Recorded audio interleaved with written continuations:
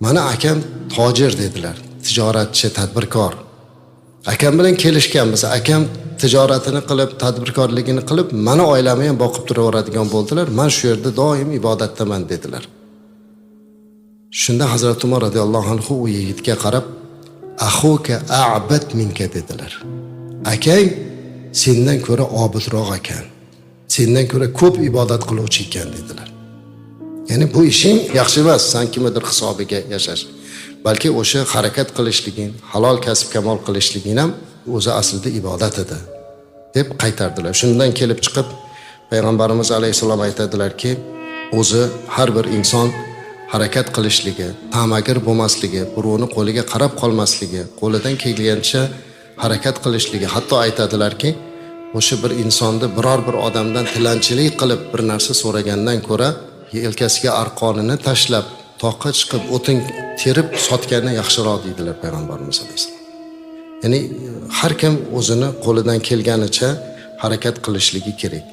Ammo mana shu harakatlarimiz borasida azizlar, biz albatta har bir narsani o'sha bugun aytganimizdek halol kasb qilishlik, birovning haqqidan qo'rqishlik, mana bu narsalardan biz bugun o'ylanishimiz kerak. Chunki faqatgina musulmonchilik deganda namoz va ro'zani tushunyapmiz.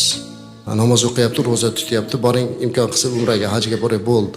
Juma namozini o'qisa-yu chiqib odamlarning haqqidan urib qolsa, nafl ro'za tutsa, 5 mahal namozini o'qisa, ibodatlarni qilsa-yu va'daga bevafo bo'lsa, tarozidan urib qolsa, o'lchovdan urib qolsa, birovning haqqiga xiyonat qilsa, bu odam demak haqiqiy ibodatini chiroyli qilib Alloh uchun qilayotganlar qatorida bo'lmaydi. Chunki inson har kuni boshini sajdaga qo'yganda ulug' Robbi oldida o'zini xor banda ekanligini his qilyapti.